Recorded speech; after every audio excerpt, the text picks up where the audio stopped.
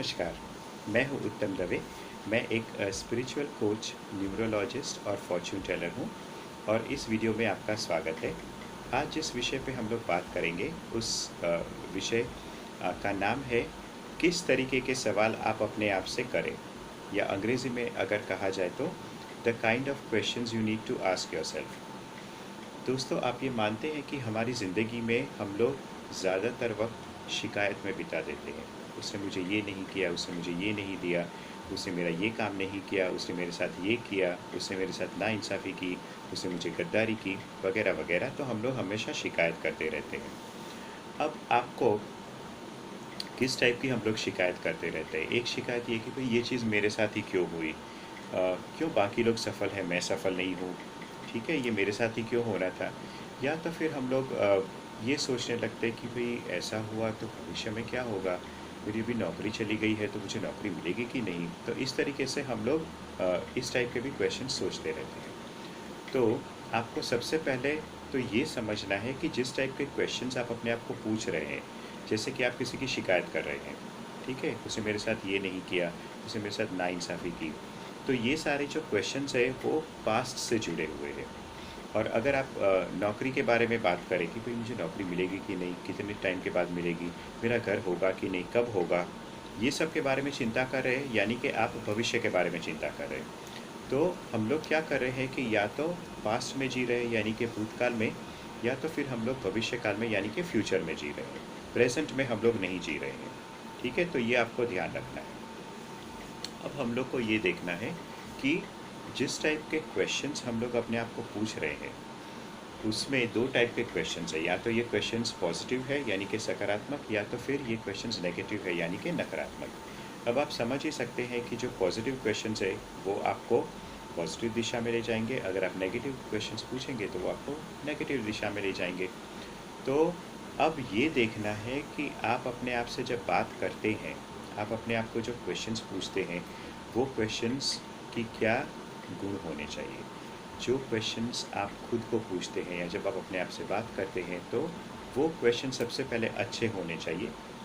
Secondly, वो question ऐसे होने चाहिए जो आपको मदद करें। तीसरा ये कि वो क्वेश्चन ऐसे होने चाहिए कि जो प्रोडक्टिव हो यानी कि पॉजिटिव हो।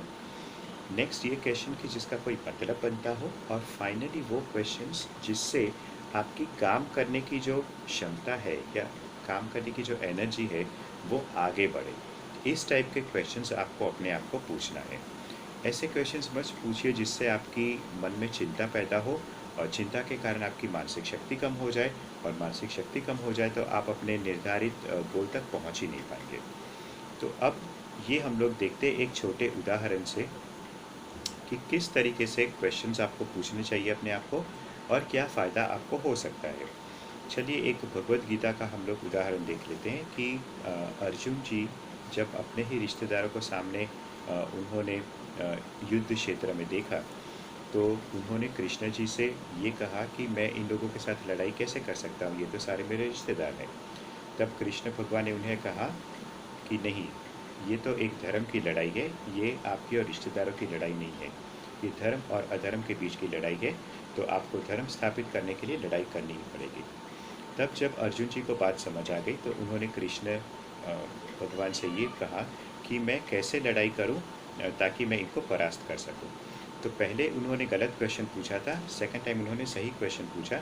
फिर उन्होंने कृष्ण भगवान ने उनको गाइड किया कि किस तरीके से कौन से तीर उनको यूज़ करनी है या किस तरीके से लड़ाई करनी है।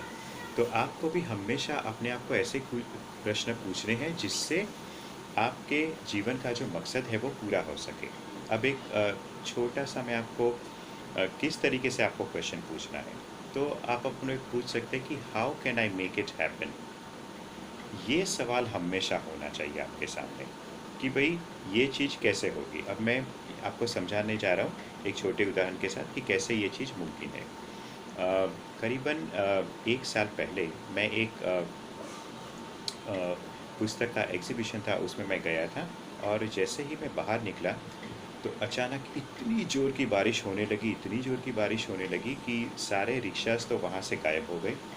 उसके बाद मुझे कोई रिक्शा नहीं दिखा और बहुत ज़ोर की बारिश होने लगी। तो मैंने फिर एक प्राइवेट टैक्सी है, मोबाइल से वो देखा कि उनको मैं बुलाऊं और उसमें बैठ के जाऊं, लेकिन वो टैक्सी के रेट्स बढ़ते ही जा रहे थे। हर मिनट वो टैक्सी के रेट्स बढ़ते जा रहे थे।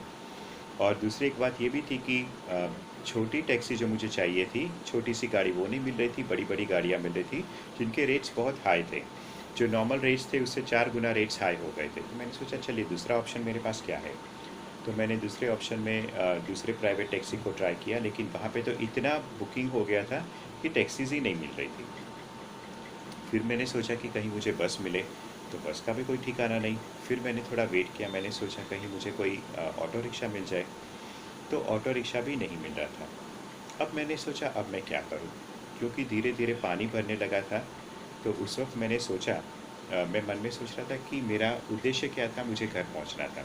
तो मैंने अपने आप को यही कहा कि मैं घर कैसे पहुंच सकता हूँ, न कि अरे भगवान अब क्या होगा, मैं तो यहाँ पे फंस गया हूँ, अब मैं यहाँ पे तो पानी है, यहाँ पे तो मैं चल नहीं पाऊँगा। ये सब चीज़ें मैंने नहीं सोची। मेरे मन में एक ही चीज़ चल रही थी कि मैं घर कैसे पहुँचूँ। तो मैंने क्या किया कि अच्छा अब तो मुझे चलना शुरू करना पड़ेगा। तो मैं विलेपार्ले से विलेपार्ले में जो एसवी रोड है, उससे वहाँ पे से मैं चलना मैंने शुरू किया।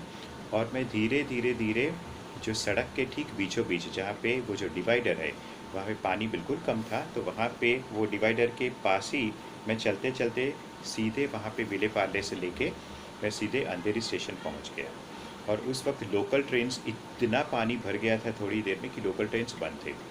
तो और खैर मैं अंधेरी में ही रहता हूँ, तो मुझे वो लोकल ट्रेन लेने की ज़रूरत भी नहीं थी। तो फिर वहाँ से मैंने सीधी मेट्रो ट्रेन पकड़ी, जो कि वो मेट्रो, आपको पता है कि मेट्रो ट्रेन तो एलिवेटेड रेलवे है, तो वो चल रही थी। तो मैंने मेट्रो ली और मैं अपने घर पहुँच गया।